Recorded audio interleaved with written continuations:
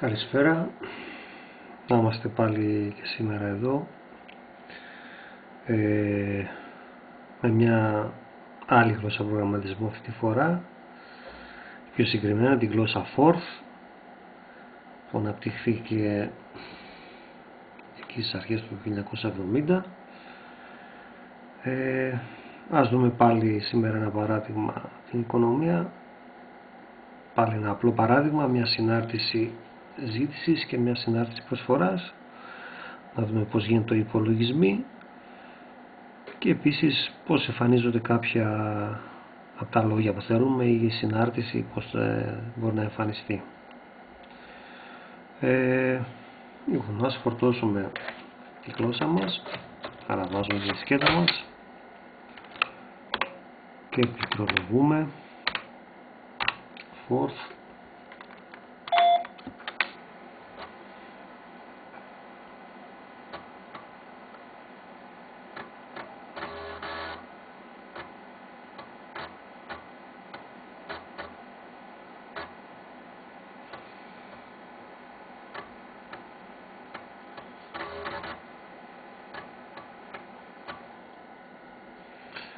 Ωραία, είμαστε σε περιβάλλον Forth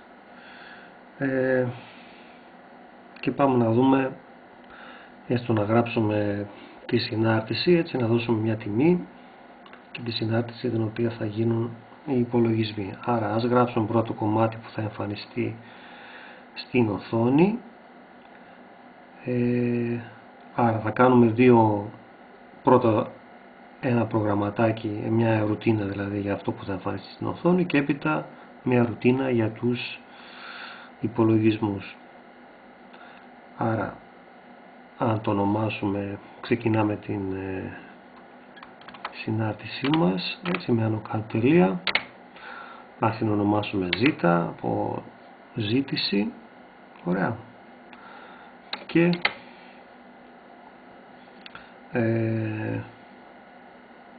θα πω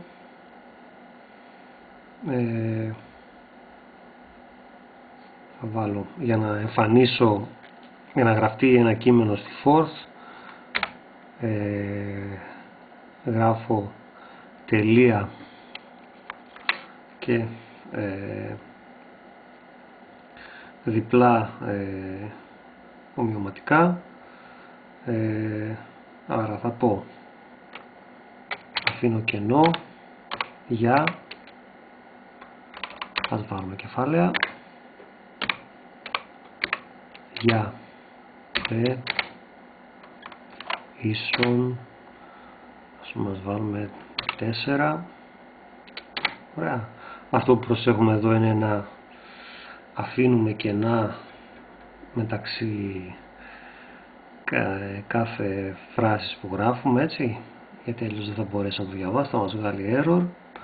Άρα για ίσον 4 ας βάλουμε μια συνάρτηση ζήτησης,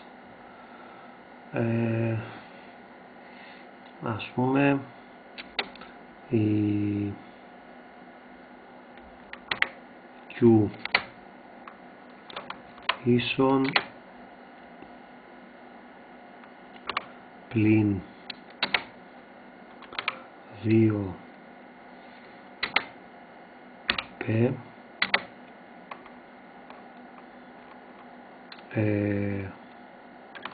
και 40. Ωραία, η πλην 2P και 40 και θα κλείσουμε όπως ανοίξαμε. Ωραία, και επίσης θα το πούμε αυτό να το εμφανίσει στην οθόνη, άρα θα πω όταν έχω λέξεις βάζω CR. Ωραία, και κλείνω το πρόγραμμά μου με ελληνικό αριθματικό. Ωραία, άρα ελέγχω πάλι αν έχω αφήσει τα κενά μεταξύ κάθε φράση που χρησιμοποίησα, φαίνεται εντάξει, πατάω το Enter, ωραία, μου έβγαλε OK.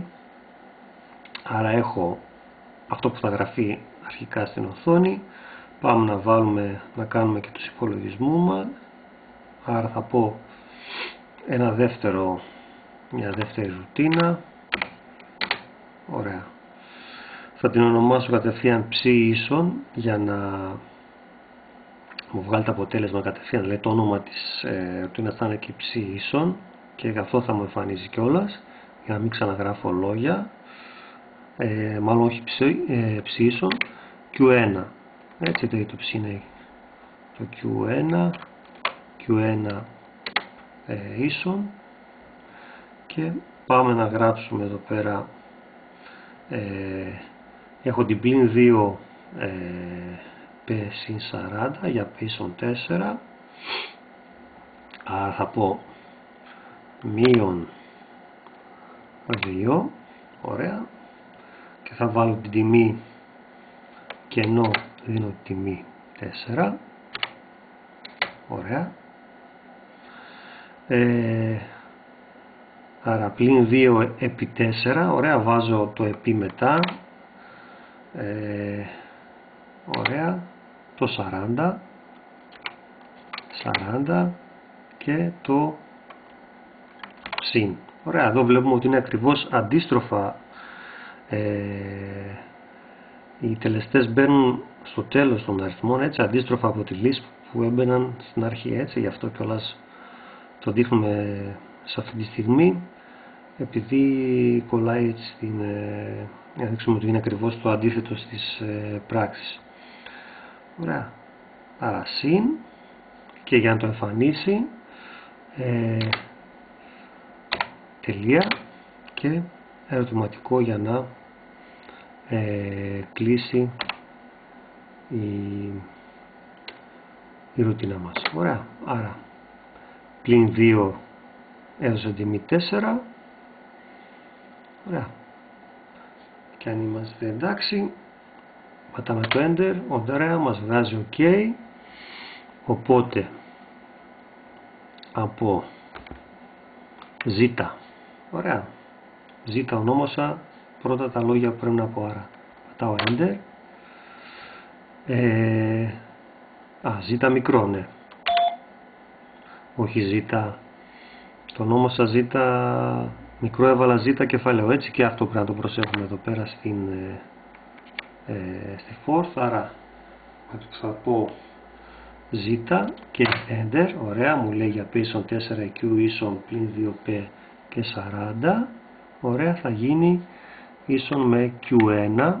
Ωραία, άρα οπότε ανέρχομαι στη κεφαλαία και γράφω Q1 ίσον που έχω ονομάσει τις πράξεις. Q1 ίσον, και θα πατώντας Enter θα μου βγάλει 32. Ωραία, έκανε την πράξη πλην 2 επί 4 πλην 8 και 40, Q1 ίσον 32.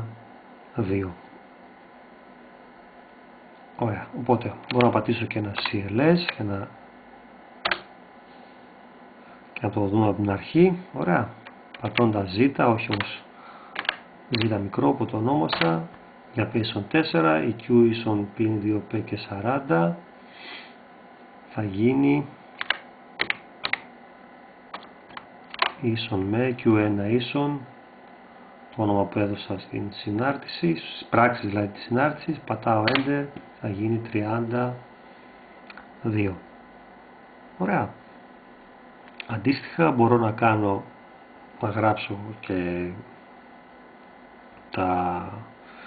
για μια συνάρτηση προσφοράς, έτσι, και τα λόγια αλλά και τις πράξεις που μπορώ να κάνω.